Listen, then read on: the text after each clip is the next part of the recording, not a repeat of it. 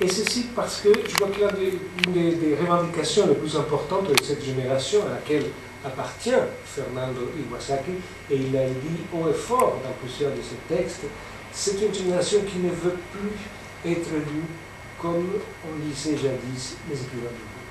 Fernando l'a dit à plusieurs reprises, je ne veux pas être lu comme on a lu il y a quelques années mes amis. Je veux être lu autrement. Ils m'apprennent à me... Gracias, Gustavo. Quiero comenzar dando las gracias a la Casa de América Latina de París por la hospitalidad para poder hablar de este libro, dar las gracias a la editorial Gallimard por haber tenido la iniciativa de reunir a una serie de autores latinoamericanos, traducirlos al francés y darlos a conocer al gran público lector en Francia. Como les ha explicado Gustavo, yo vivo en Sevilla, he nacido en Perú, vivo en Sevilla hace muchos años, pero todavía hablo lento, entonces voy a seguir hablando despacio. Todos los autores que están presentes en esta antología han nacido a partir del año 60. La fecha no es arbitraria. Los años 60 son los años en los que se publican los autores del boom latinoamericano, y aquí voy a detenerme un poco en lo que hablaba Gustavo de la continuidad de esta generación con la generación del boom. Yo mismo nací el año en el que Mario Vargas Llosa ganaba el premio Biblioteca Breve con La ciudad y los perros. Es decir, no pude leerlo cuando ese libro fue una novedad. Lo leí quizás unos 16 o 17 años más tarde, cuando en todo el mundo de habla hispana y en buena parte del mundo occidental, los nombres de Mario Vargas Llosa, Gabriel García Márquez, Carlos Fuentes, Julio Cortázar, Guillermo Cabrera Infante, José Donoso y muchos más, ya eran autores con un gran prestigio, ya eran autores sobre los cuales el boom. El concepto de América Latina no era un concepto muy claro. Lo era quizás para los historiadores, lo era sin duda para los analistas de la política, de la sociología, de la antropología, de las ciencias sociales, pero no estaba tan claro para los filólogos y para los estudiosos de la literatura.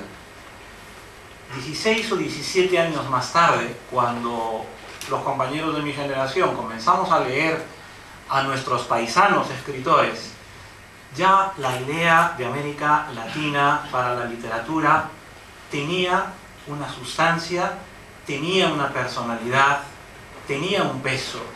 Es decir, que cuando yo tenía 16 o 17 años, o como Gustavo, o como muchos de los autores que están en este libro, aparte de sentirnos peruanos, venezolanos, argentinos, chilenos, colombianos, también podíamos sentirnos latinoamericanos.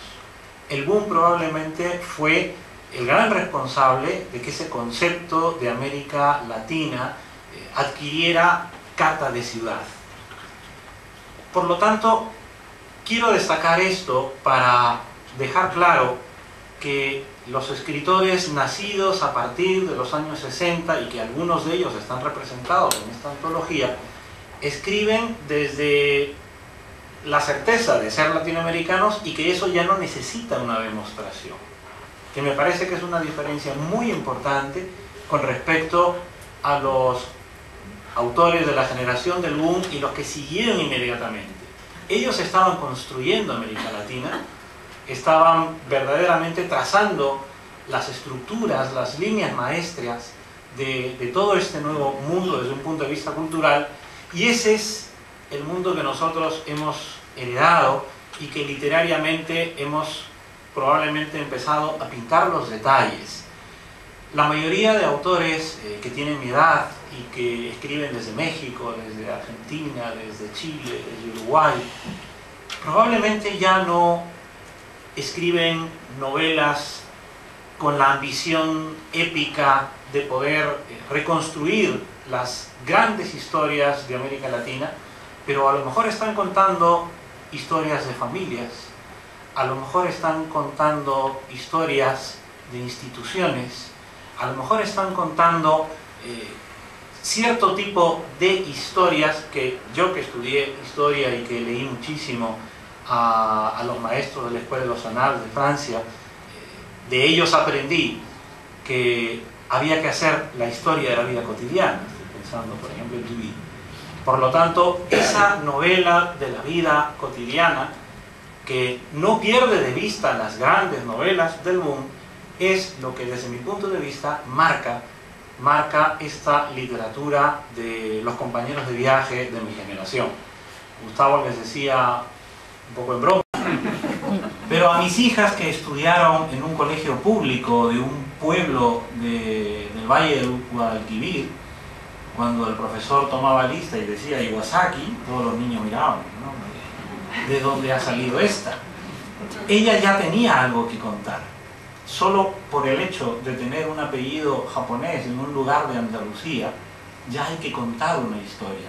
Esas historias que tienen un origen familiar, esas historias pequeñas, minúsculas, cotidianas, autores como Jorge Volpi, como Juan Gabriel Vázquez, como Andrés Neumann, las han convertido en metáforas también de las historias de Colombia, de México, de Argentina.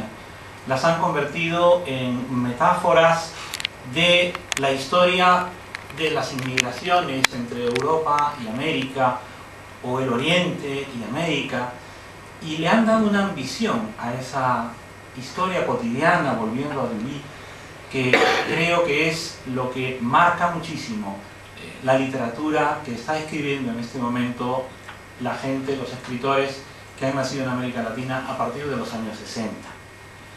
La identidad, por supuesto, que es un tema muy importante. Yo pensaba que era un tema del pasado, sin embargo es un tema muy importante en España, es un tema que genera muchos conflictos en España.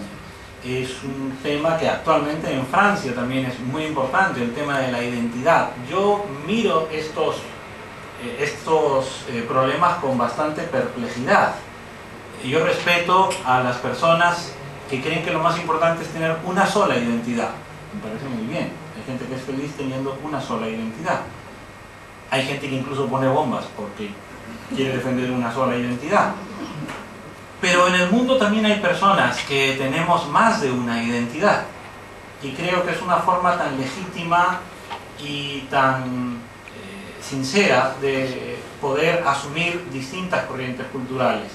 Y no hace falta tener familias que han recorrido distintos países y continentes para tener varias identidades.